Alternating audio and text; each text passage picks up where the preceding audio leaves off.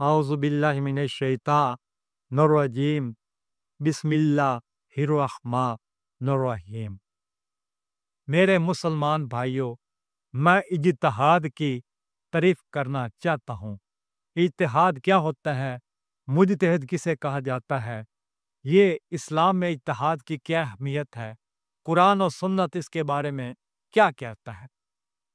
मेरे दोस्तों भाइयों, अल्लाह तबारक ताला का इरशाद है, या अय्युहल्लज़ीना आमनू आती अल्लाह व आती रसूल व उलिल अम्र मिनकुम।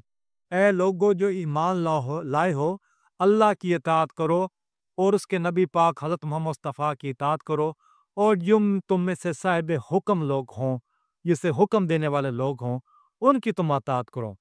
फिर कुरान पाक कहता है, आगे कहता है, फ़इन तनाज़अतुम फ़ी शैइन, अगर तुम किसी मसले के बारे में, किसी मामले के बारे में शक में पड़ने लगे हो, उसका मामला हल नहीं तुम्हें नजर आ रहा, फरुद्दुहु, तुम वापस लौट आओ, इलल्लाहि व रसूलु, तुम अल्लाह तबारक तआला उसके रसूल की तरफ तुम उन्हीं उल्टे पांव वापस हटे हो, कि ज़ालिका खैरुन व अहसन तवीला, ये तुम्हारे के लिए बेहतर है और इंजाम भी इसका बेहतर है।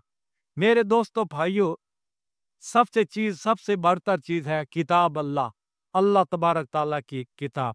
इस्लामी ममलिकत में अगर कोई काजी, कोई जज मुकदमात के फैसले करता है, तो सबसे पहले वो किताब अल्लाह की तरफ देखेगा कि ये सोच साफला सबसे पहले अल्लाह की किताब है, उम्मुल किताब कुरान पाक है।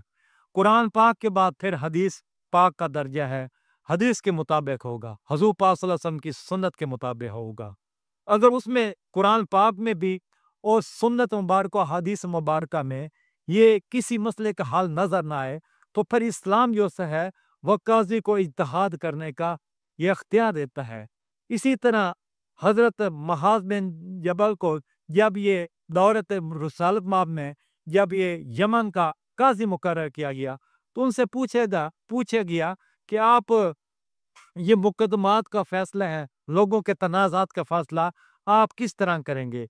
तो हज़रत मुआज़ बिन जबल ने कहा कि सबसे पहले मैं किताब अल्लाह में उसकी रोशनी में करूँगा। फिर उन्हें पूछा गया, फिर कैसे करोगे? तो उन्होंने कहा, फिर हुज़ूर पाक सल्लल्लाहु अलैहि वसल्लम की सुन्नत और हदीस के मुबारका की रोशनी में फैसला करूँगा। अगर वहाँ पर भी फिर तुम्हें ये हल नज़र ना आया, कोई रोशनी नज़र ना आई, उसमें कोई ऐसे मामलात होते हैं, वहाँ पर तुम्हें हल नज़र ना आया, फिर तुम क्या करोगे? उन्होंने कहा, फिर मैं अपनी ज़ाती राय का इस्तेमाल करूँगा। ज़ाती राय का इस्तेमाल करने की उनको इजाज़त मिल चुकी थी, और इसी ज़ाती राय के मुताबिक इसको इत्तेहाद कहा जाता है, और मुज्तहिद होता जो इत्तेहाद करता है। मेरे दोस्तों भाइयों, ये फ़िक़्ह हनफिया में, मालिकिया, शाफ़िया, हम्बली फ़िक़्ह में ये चार आइम्मा ये अहले सुन्नत है। इन चारों का मुत्तफ़िक़ा तौर पर ये फैसला है कि जहाँ पर हज़रत मोहम्मद मुस्तफ़ा सल्लल्लाहु अलैहि वसल्लम की हदीस मुबारका आ जाए, वहाँ पर हमारे कौल को अगर उससे मुतसादम है, तो वहाँ पे हमारे कौल को रद्द कर दिया है, उसकी कोई अहमियत ना समझी जाए। जिन्होंने ये एक बहुत बेहतरीन असूल मुकर्रर कर दिया है, आज भी ये अदालतों में ये चाहिए कि जजेस जो भी फैसला करे, सबसे पहले कुरान पाक को देखें। कुरान पाक में अगर किसी मसले का हल नहीं आता, तो फिर हुज़ूर पाक सल्लल्लाहु अलैहि वसल्लम की सुन्नत के तरीके पर देखें।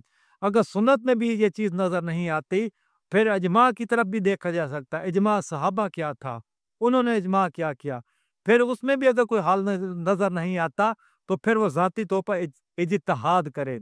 तो ये है इज्तिहाद, इसका कुरान पाक में भी जिक्र है, और हुज़ूर पाक सल्लल्लाहु अलैहि वसल्लम की तरफ से हज़रत मुआज़ बिन जबल जब यमन का काज़ी मुकर्रर किया गया, तो उनको भी इजाज़त दे दी गई थी कि आप इज्तिहाद कर सकते हैं। तो आजकल भी ये काज़ी इज्तिहाद कर सकते हैं, मगर कुरान पाक से न बढ़ सकते हैं, न हदीस पाक से बढ़ सकते हैं। अगर कुरान पाक से ये काज़ी हज़रात बढ़ेंगे, जजेस मुसलमान जजेस बढ़ेंगे, उसमें उनकी रसवाई है। अगर अहादीस मुबारका में वो भी उससे बढ़ेंगे, इसमें भी जजेस की ये रसवाई है। और अगर जजेस को कुरान पाक की कोई आयत कोई वकील पेश करता है, या कोई सैल पेश करता है, या हदीस मुबारका पेश करता है, तो अगर जज उसको खाता में नहीं लाता, तो क़यामत वाले दिन जज से लाज़मी पूछा जाएगा, मुसलमान जज से गाज़ लकबात पूछेंगे कि तेरे पास मेरे नबी हज़रत मोहम्मद सल्लल्लाहु अलैहि वसल्लम की हदीस आई थी اور تم نے اس حدیث کے مطابق کیوں نہیں فیصلہ کیا؟ تو آج پھر دوبارہ قرآن و سنت کی طرف رجوع کرنے کی اشد ضرورت ہے۔